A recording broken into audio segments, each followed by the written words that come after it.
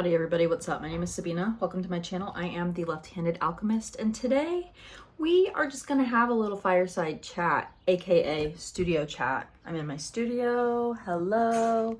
Oh, this chair, she's got a big old booty. She's bumping into everything. Studio chat today. Hello. It's still in its full glory. I have not really packed anything visible. This cabinet's empty. This closet's been gone through. There's a box on the floor that's been there for like a week. Moving. The struggles, the trials, the tribulations, the also having to work in your home while trying to pack it up to move it to a new location.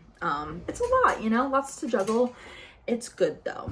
Anyway, I had a whole different video planned for today where I was going to share with you the process of me engraving a Zippo lighter, and it has been absolute hell editing it. Actually, that's only half true. I got the entire engraving portion edited, and then I was adding an intro and a little like dialogue over, you know, part of it, and it is lagging so bad I actually can't edit it anymore, and I had to walk away. I simply had to walk away and go and do something else with my time today because I was going to get very angry for no reason at all. There's got to be a solution to my problem. I just can't see it yet. So I really wanted to share a video this week. I have a goal for Q2 to post 2 videos a month. I think that that's reasonable.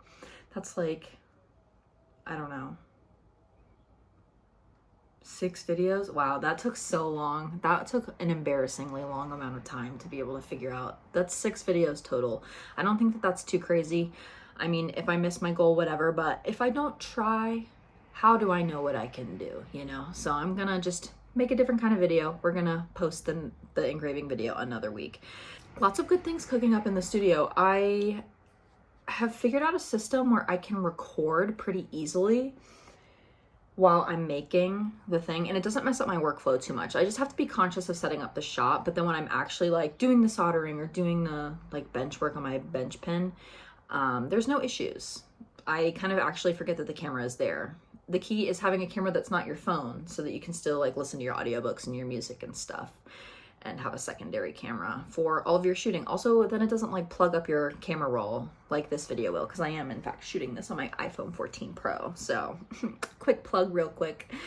iPhone cameras are so much better than they ever were. So they are a valid camera if you're somebody who wants to start like sharing your life and you feel like you need a fancy camera. My camera is not even fancy. Let me show you. I bought this from my roommate in like 2018. It's just a Canon. I don't even know. It's got the flippy thing so I can see, you know, I can set up my shot pretty good. The quality is like good enough, you know. It cost me like $100. You know, you can make content. You don't have to have the fanciest camera in the world to get started. I just wanted to share a few thoughts about life. Lately, life has been pretty good. In the process of moving out of Arizona into a new place, I feel like it's a return to like home, a return to self, a return to just like getting all of our eggs back in our possession. So I'm excited about that. And a new chapter for me. I've never lived in this town before, so I'm scared. You know, there's like the fear of the unknown. Like, will I fit in the way I hope? Will I like it? Is this the right decision? I think it is ultimately. My thought is that you can always move back. Like, if we move and we hate it, we can always come back to Phoenix. It's really not that big of a deal. I think we're gonna like it though. I'm really excited to live somewhere that has like a river. I'm obsessed with the Arkansas River. I just want to bathe in her every day. So I feel like there's a connection. Me and her get to really like, I'm talking about a river like it's a person. Me and Miss Arkansas get to develop a relationship that I'm so excited for, because we're moving right in time for summer. And what's better than a summer day at the river? Sounds like a pretty good time to me. I'm sorry. I'm just gonna take a minute to like notice how my arms look. They look good. I didn't even work arms today. I've been going to the gym. That's one of my goals from Q1. If you recall, if you've watched that video, you can gander back to it. It's on my page. I talk about my goals for Q1 because this year I am setting my goals based on 3-month increments. So quarters in the business world, I'm doing quarterly goals with the attempts to just like keep on track with something in my life. Like, I don't care if the goals end up being missed and I fail and I start a different goal the next quarter. It's just about like showing up and putting more intention into my life more frequently, because I have always been somebody who loves the idea of New Year's resolutions, but there's something about starting new habits when it's the dead of winter that's just very difficult. Like, it is the lowest point in the year. I think the darkest, solstice is about that time. I think it's a good place to plant the like early spring seeds, the stuff that is like a little more delicate, can't handle the heat so much, can't handle so much bright, like direct sunlight. The early spring, like late winter kind of vegetables is what I'm thinking, like the brassicas, the stuff that bolts the second it gets over like 75 degrees. 75 is probably even hot. I'm drinking a smoothie. It's very thick. Yeah, there's just something about setting a goal in the middle of winter that doesn't seem like realistic to be able to hold on to until the next year. And a year's a long time. It goes by really fast. Like, obviously the years keep going by faster and faster as you get older. That's like a thing. But a year, when you really break it down, is kind of a long time. You can get a lot done in a year. And it's not about being productive. It's not about hustle culture. I have 4 years in 1 year. Brother, I hustle harder than you ever could. I work harder than you ever could. It's not all that. Those guys though. They're usually like really buff, bald, and really sweaty. Like almost always sweaty or glistening in some way. Like why are finance bros who like the big muscly bald anyway, they're always glistening. Weird thing to think about. Anyway, setting these quarterly goals has been interesting. I mean, it's only the very beginning of quarter 2 as I record this, and having gone through the first quarter, it goes by so fast, but you really can create a habit. Like, I created a habit of going to the gym and I'm seeing the results. That's why I like took a minute. Like, damn, my triceps are coming back. I used to have pretty buff triceps from swimming. My goal is longevity. My goal is to take care of myself for a long time. The physique improvements are just the benefit of the intention of like wanting to take care of myself. So I'm excited about that goal being something that I've achieved. The other goals for the month, I met my reading goal. I read 9 books. My goal was 5. So I am upping the ante for quarter 2, 10 books. I think it's achievable. My drawing practice, I wanted to draw every day. Didn't do that. I started to a little bit, but I'm just finding that maybe that's just not where the vibe is at. Like, with my creative flow, my creative process, sometimes I'm drawing a lot, sometimes I'm not. It's not like I never draw, but I'm not like filling pages of a sketchbook. Could cultivate drawing in moments when I would scroll normally, because I got a wild hair. Actually, it was the 1st of April. I just deleted TikTok off my phone because I doom scroll really bad. Sorry about the cars. I'm not gonna close the window. Yeah, I doom scroll really bad, so I deleted TikTok. I miss it so greatly, but I don't, because it's like the thief of all my time. Which, like, if you really study what you're actually doing in the day, you find that you have a lot more time to do the things that you like say you want to do. If you just eliminate the distractions and then like start to address why you're distracting yourself and like numbing, it's a process, believe me. Be kind to yourself. But, start looking at like, do I just piss away hours and hours and hours watching TV? Okay, cool. Notice the habit. Then ask yourself, maybe how can you compromise a little? Like, you can still watch TV, but maybe just don't watch so much. Like, cut it in half. Or figure out, like, for me, I can listen to shows and like listen to things while I'm working in my studio. So it's kind of like getting both done at the same time. I have to understand that I will sacrifice a little bit of my knowledge on what the heck is going on in the show. But if it's easy enough to follow, I can listen to it and work. It's not the end of the world. So, you know, finding compromise to be able to maybe get both done just depends on what your goals are, really. I'm just saying. TV is just an example. For me, it was TikTok and like a little bit of TV, but mostly just like TikTok. Going through it, not actually spending any time being present, or I don't know. My escape now is reading, but I feel like with reading, I'm also fueling my creative energy, my creative bank, and like the brain side of things. I feel like it's a way to escape, but also a way to enjoy your life, and it adds value to your life. Like, have you ever read a book that just like makes you see the world differently? Those are my favorite. Those are my favorite. It's like constantly seeking the book that I'm just not going to stop thinking about for the next 6 to 9 years. Just kidding. Months at least.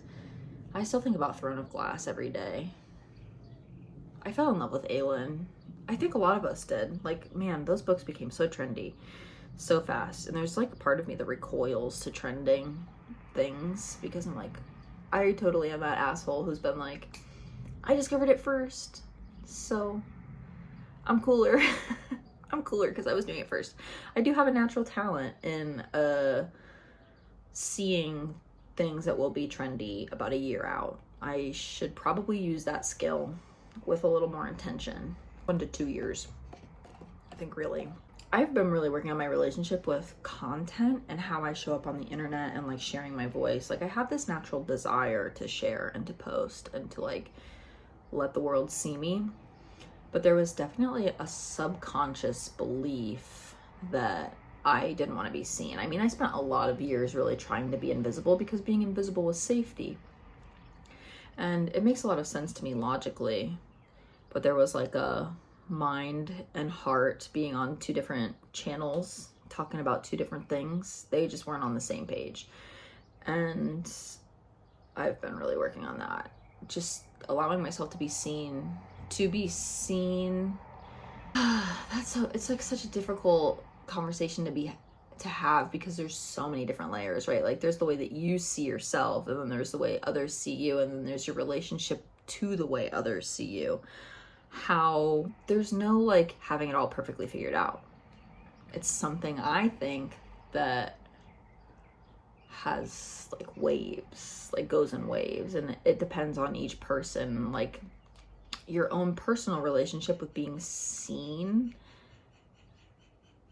affects the way you are seen by the world around you. But at the same time, you can't control the way anybody is seeing you. Like, we're all just operating under this like projection of our inner world on the outer world around us. Like, the people who actively hate us see themselves in us, and it's like a part of themselves that they don't like or don't accept. And to see us accepting the part of ourselves that they see in themselves that they reject kind of stomps on this like area of safety in their brain. Like, oh, this person has the audacity to talk about the things that hurt me the most. Therefore she's a threat to my safety, or they're a threat to my safety, whoever I'm thinking about, people speaking like towards me, because I've hesitated sharing myself and my like true thoughts and ideas and feelings about the world around me for so long because I wanted to be liked. And I realized that this idea of like being liked had me in a position where it's almost like manipulative, because you don't really allow the world to see you as you are. You're kind of crafting this ideal version of yourself that you've created based off of what you think the people around you are going to accept and approve of. And it's like it's kind of built on a lie. And I know I've done it before, and it's really not something like I'm consciously doing or have consciously done. And so that's where it kind of becomes this difficult thing to really face, you know? You do end up facing it. You just take accountability for it. And like something that like some of the ruminating of like shame spirals a little bit have been rooted in things I've done in the past that I don't like, mistakes I've made in the past that I wish that I could have done differently. And it's like you're getting stuck in the past. You're just living in the past. And when you can bring yourself to the present, especially when you're in a shame spiral, you will be able to ground it out and like recognize that the past is the past and you can't change the past and you can't control the way others perceived you based on who you were in the past, and they're going to maybe perceive you as who you were in the past now, even though you're not that person anymore, and you can't control that. It's not your task. If you're interested in like really working on that aspect of things, caring about what other people think of you, read The Courage to Be Disliked. That's one of those books that I think about every single day. It's more of a self-help one, more philosophy centered, but there are some philosophies in the book that have been good to contemplate and something I would like to maybe study a little deeper. When you can be in the present, you can remind yourself that the future is yours. You can act differently. You can make different choices. You can choose to do something else. And in having the power to actually choose and then act on doing something differently, you are changing the story, basically. Like, you don't have to keep acting in the old pattern. You can be uncomfortable. It's going to be uncomfortable, but every time you show up and you do something different, you're rewiring your brain, and it takes time. Like, you just have to be kind and be patient with yourself, and every time you show up and you act differently, you're doing the work. Like, there is space between setting the intention to be different and being different, and it's this middle zone that maybe you find yourself in, and every time you show up, you're doing the work to get to that place. And that place might not even have an end destination, just the pursuit of self-discovery and self-growth and changing habits a little bit at a time. Humans are very wired to be a certain way, and we have free will to a certain extent. Like, we have the ability to change, but the nervous system helps us react as opposed to respond. You know what I'm saying? With adjusting my relationship with content, I'm addressing my relationship with how I look at myself and how I perceive other people perceiving me, and recognizing that it's really none of my business what other people think of me. And if I don't put myself out there in the way that I desire, I will regret it.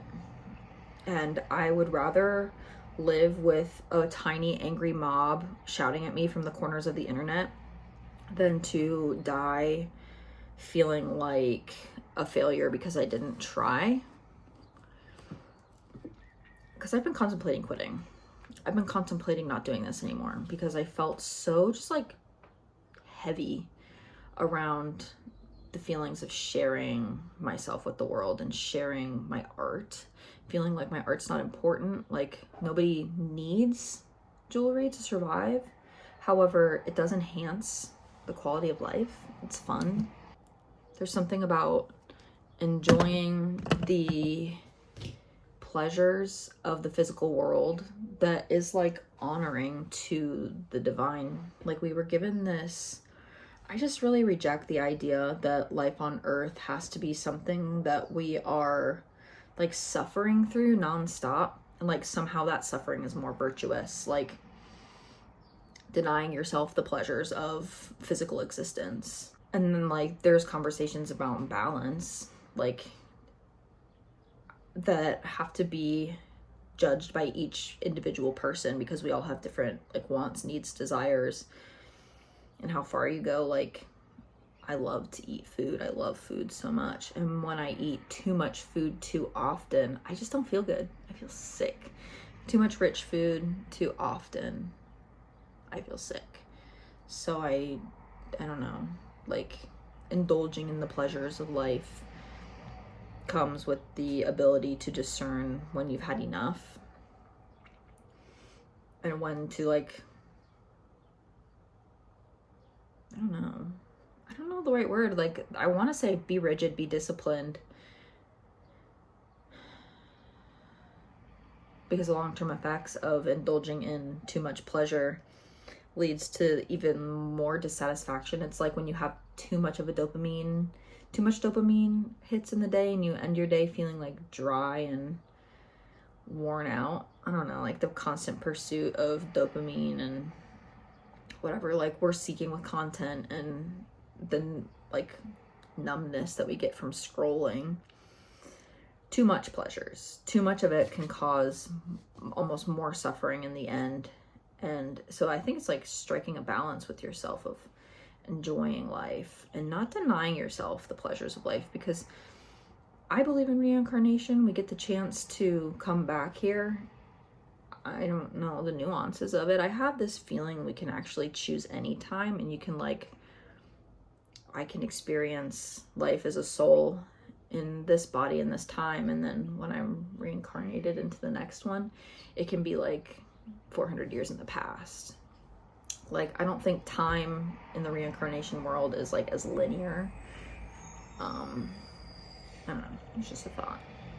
I have a lot of thoughts about like souls and soul fragments, and can you have a reincarnated life at the same time as another, like,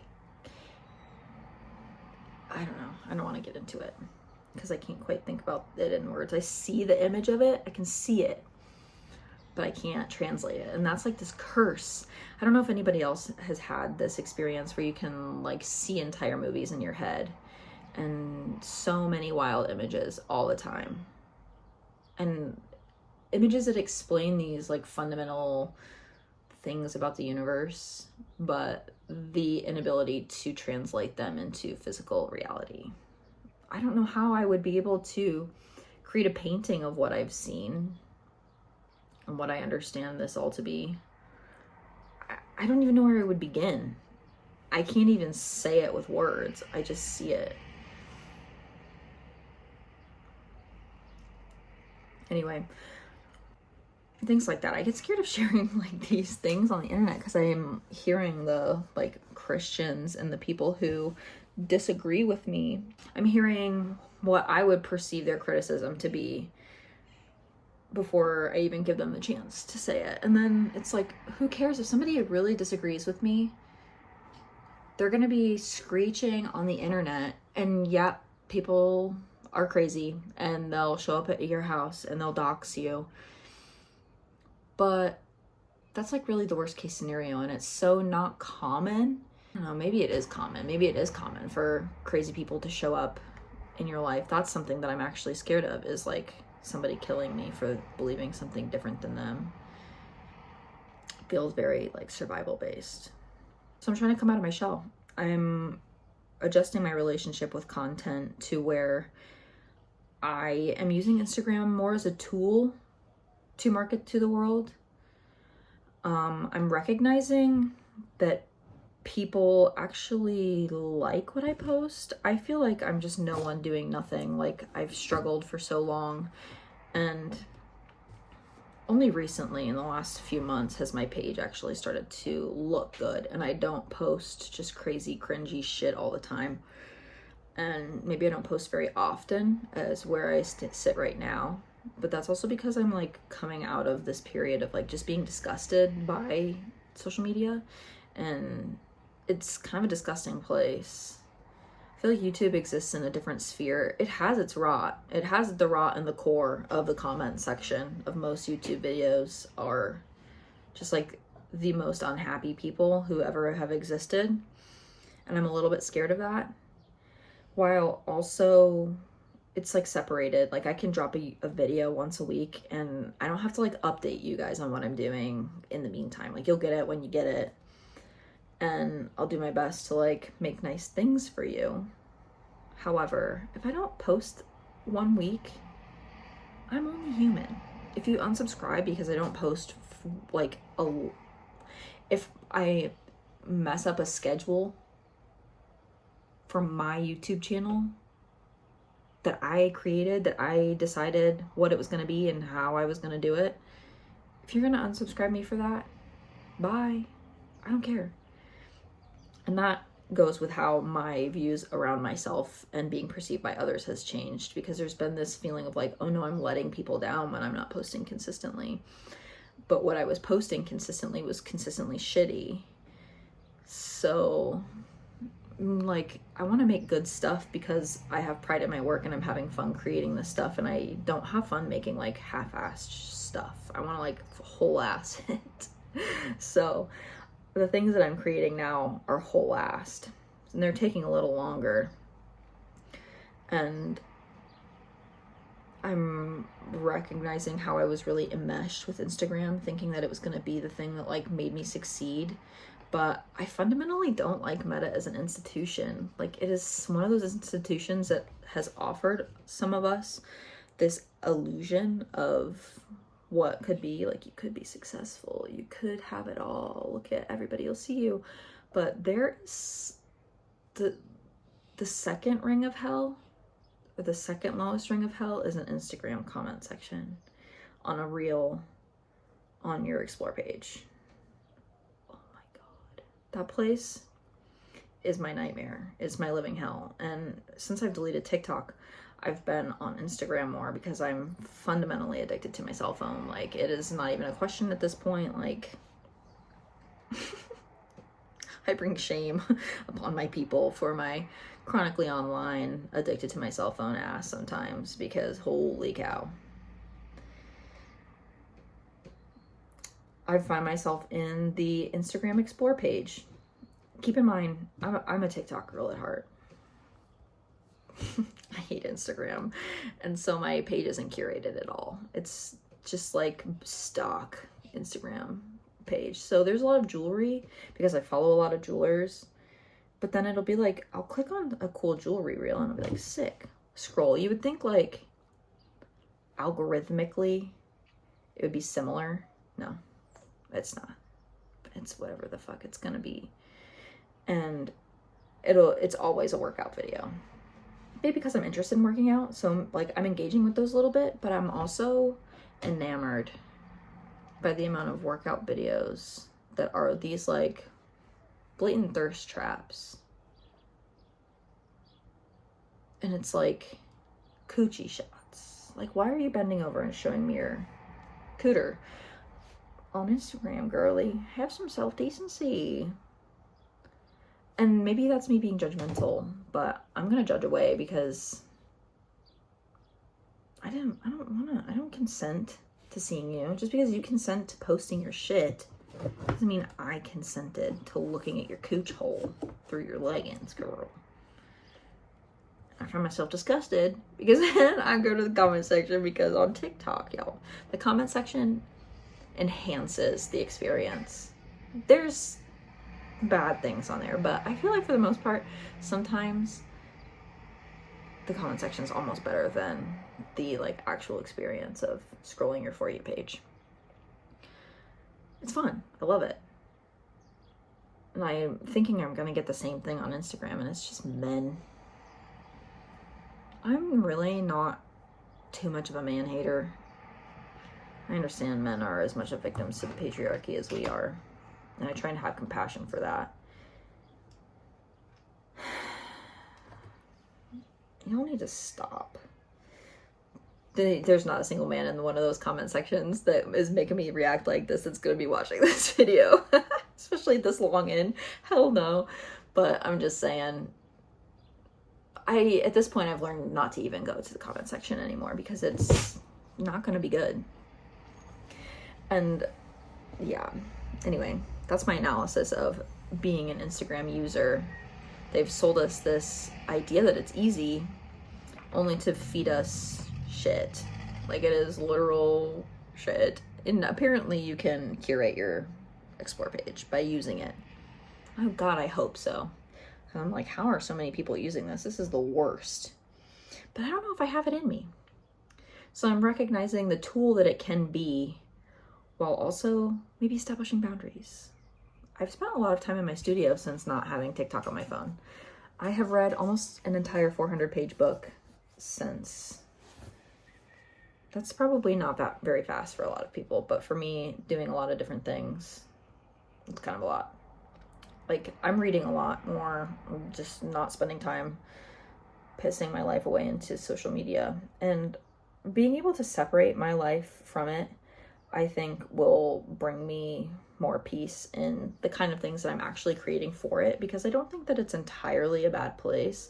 Obviously, it holds space for the worst of humanity, but also it can be inspiring, and it can be a platform that you can use to reach people who share common interests. And I want to work with the side of the internet that is expansive and beautiful and connecting, and recognize that there's darkness to it, but choose to perceive it as something that's fun. And then when it's not fun, I take a break, because guess what? The real homies, the real followers, the people who really get it and fuck what you're doing, can tolerate you taking a break. I'm just saying. I have some pretty amazing collectors, and there's not a single one that I've lost because I've taken a break. Collectors are gonna come in well, I'm not even gonna talk about that. My career's too new to talk about what collectors do. Yeah. I think that's all I have for you guys this week. I was gonna talk about my skincare. I've been somebody who pretty consistently has had pretty good skin until recently. I feel like I'm having some crazy hormonal stuff. Like, I've had the most painful menstrual cramps of my life in the last year. And I don't know what's going on. I've tracked my cycle every month for years now, and I'm always exactly on time. I just feel like if I have PMDD, the symptoms have gotten worse in the last 12 months. And I can't figure out if it's something physiological or like psychological that I need to address. It's kind of what it feels like. I've had issues before with other body pains where I address the issue internally and the pain never comes back. And I'm intuiting that it's going to be like that, but I also am like, okay, if I go to a doctor, I don't have health insurance. That's like honestly the main reason why I'm a little bit hesitant to go to the doctor. It's expensive.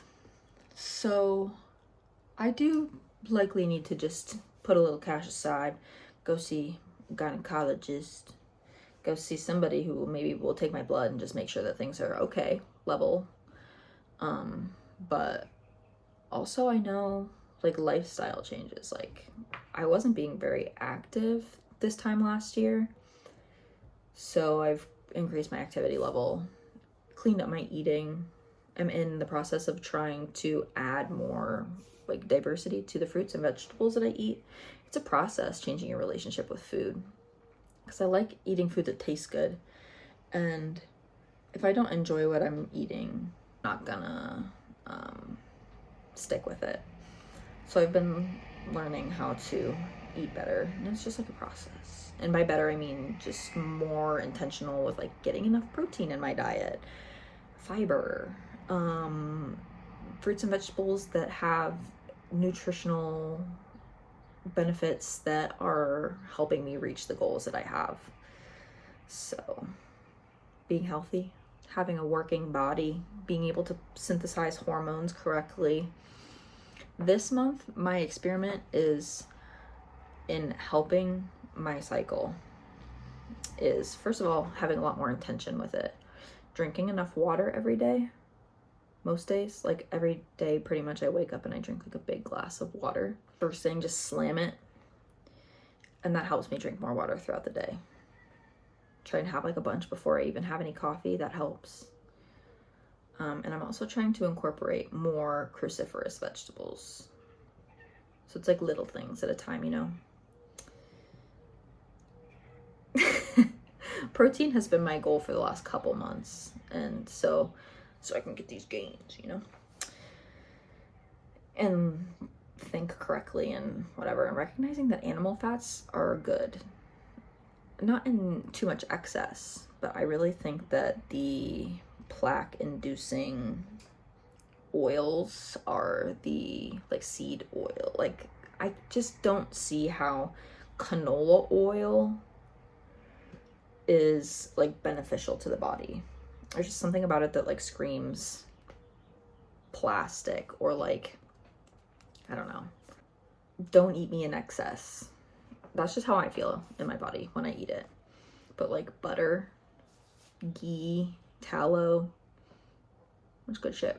Your brain is fatty. Like, your brain is a fatty organ, and if you don't eat fat, your brain starts to like eat itself. Like, your brain can't exist. So that's all I have for you guys this week. I'm gonna go work. I'm gonna make a chain that I'm gonna make into a video, and I'm scared of it. I think I'm gonna mess it up. I hope I don't. I'm a little suspicious because I've made a chain like this in the past, and I have the tools that were given to me to make this chain, and they don't line up with the instructions I'm reading. So I'm kind of feeling a little like, did I just waste all of these materials? God, I hope not. But we'll see. We'll see in the video that I release about it in the future, probably in 2 months. If you guys like this, interact with the video, like, comment, subscribe, do the things. Follow me on Instagram, subscribe to my newsletter. I'll be releasing new work eventually. I have a Farewell Arizona collection that I'll be releasing that is really fun. It's been fun to make, and I'm sad to release it a little bit, and I'm sad to move. So I'm making a collection about it, all my favorite parts about the valley. Also Zippos. Whenever that video is out, I'll be releasing 3 new Zippo lighters. Hopefully that'll be the next video. Pray to the video editing gods that we can get the software to work correctly, and that my computer doesn't keep lagging, and that I can get this dang video released. Anyway, until next time, my friends, bye.